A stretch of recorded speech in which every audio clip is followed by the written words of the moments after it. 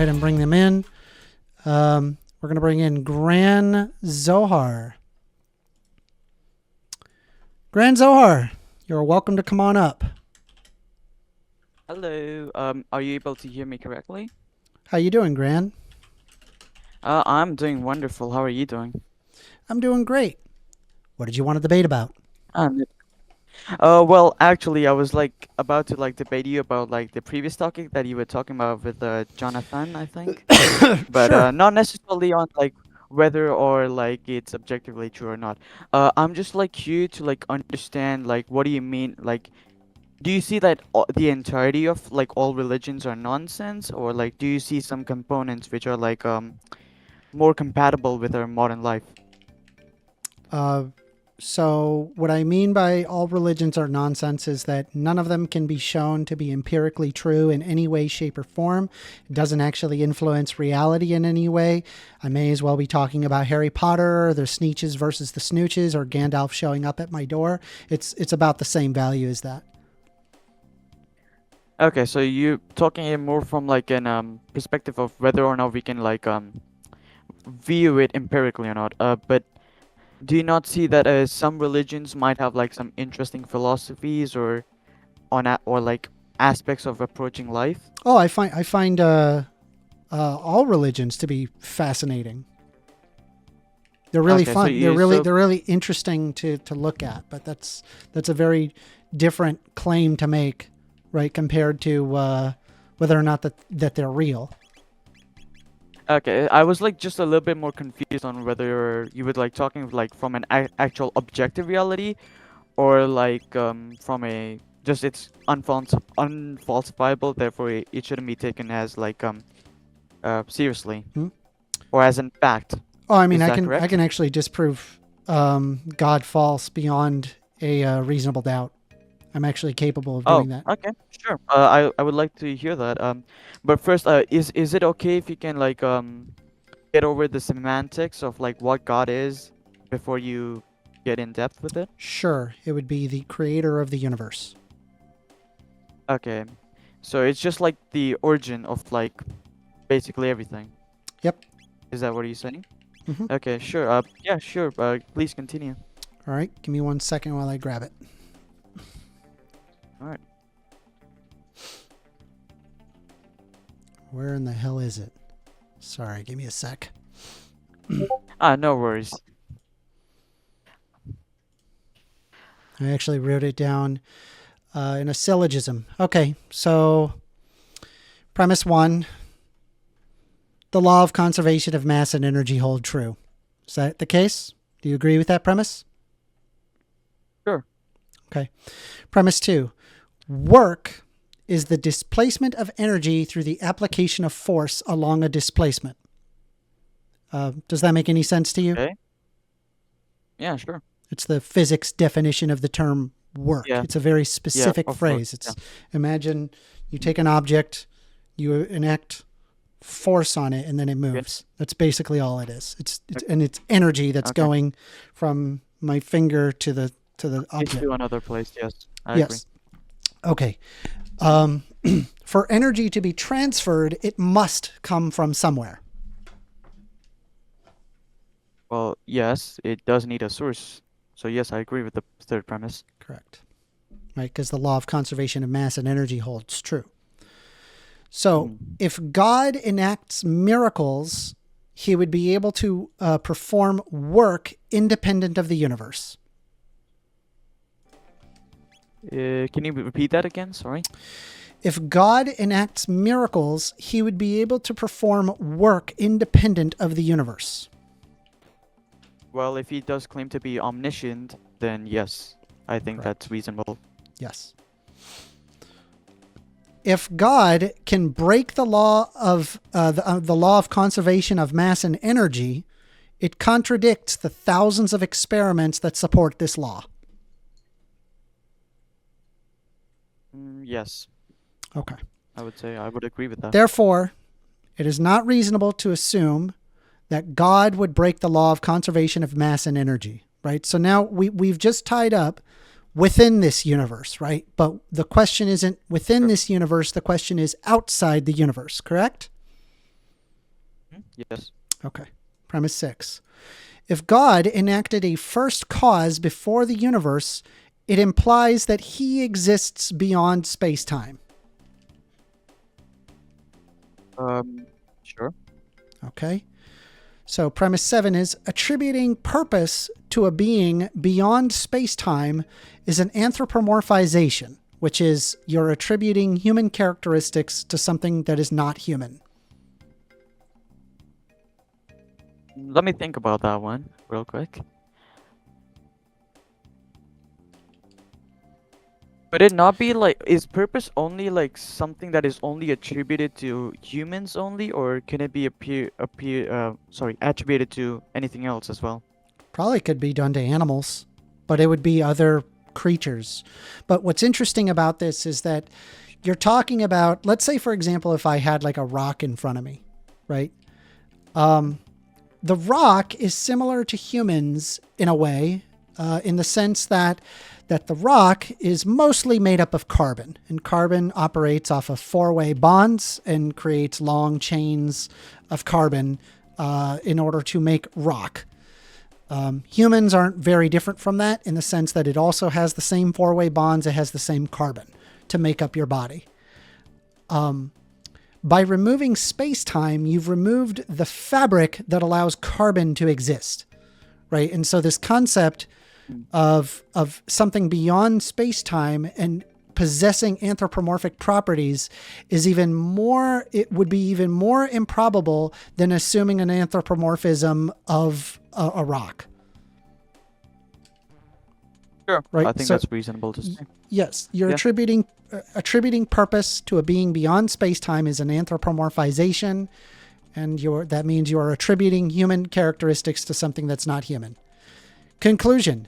Therefore, attributing purpose to God is unreasonable, leading to the conclusion that a non-anthropomorphic entity, as in not God, is a more reasonable explanation.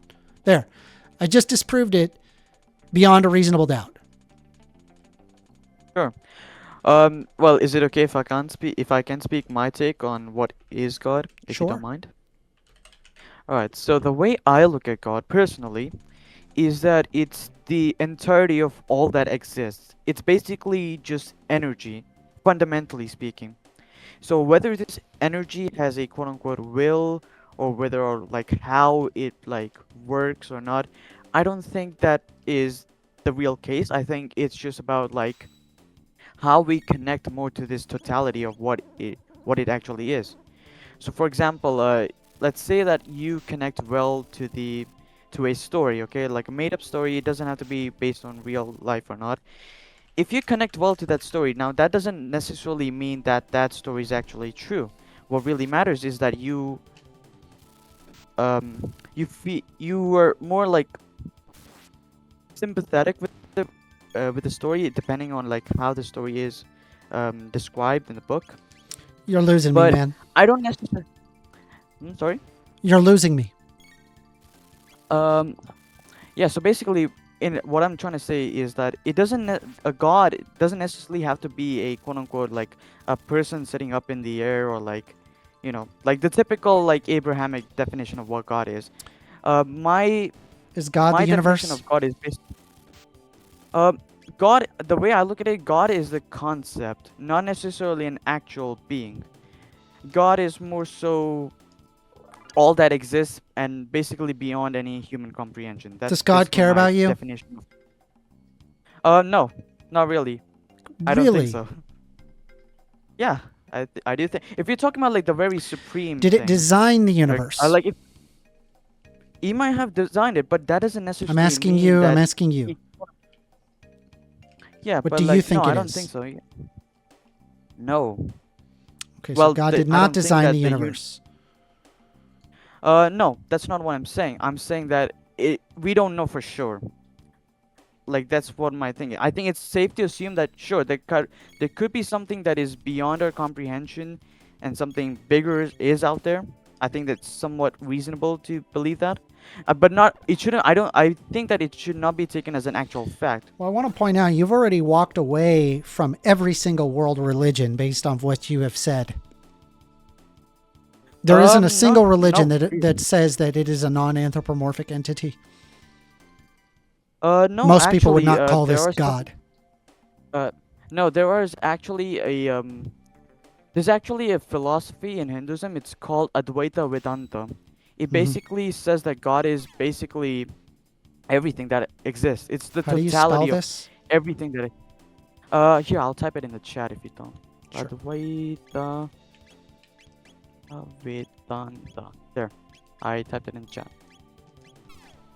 All right, let's take a It's a look. very fascinating philosophy. It was created. Well, not I wouldn't say created. It was like philosophized by a guy named Shankaracharya.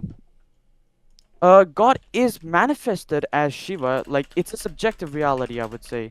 So in his perspective, Shiva is God, but that doesn't mean that God is actually Shiva factually. But God could manifest in other ways. So, for example, the way I define God is like here. Let me think of an analogy. For instance, take a jar of glass. It's transparent, but the moment you put in a different drink, it changes the color.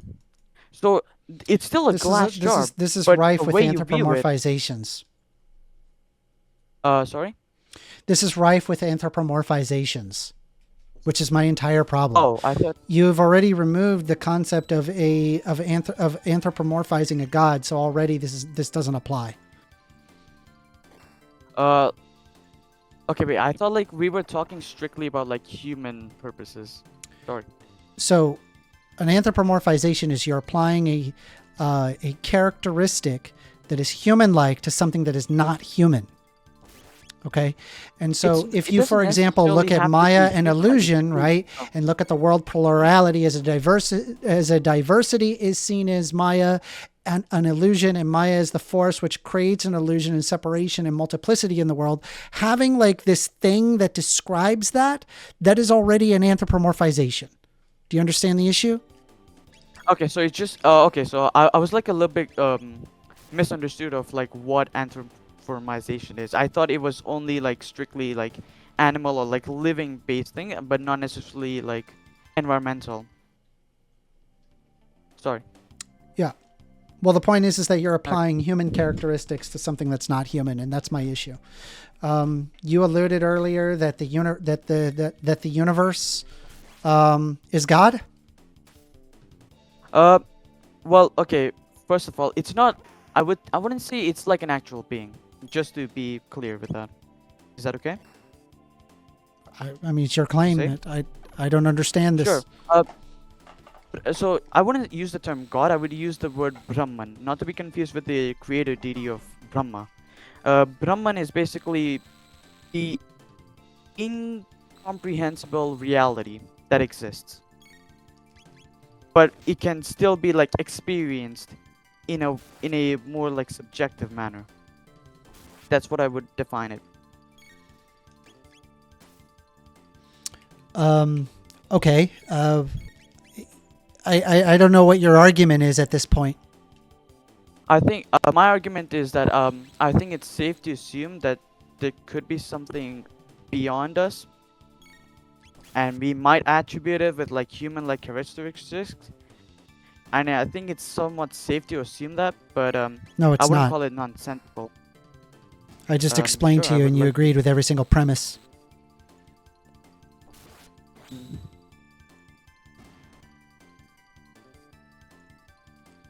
Huh. You've agreed with every single premise. Oh. But hold on, let me rethink this. Anyways, yeah, I think I screwed up on my part. Okay, I man. am a little tired, anyways. You're good. Yep. Well, I'm glad to have this conversation. I'm glad to know more about what your take is. No problem. It's good talking to you. Yeah, like I Alright. said, if there's a video, I'll go ahead and I'll ping you in the chat.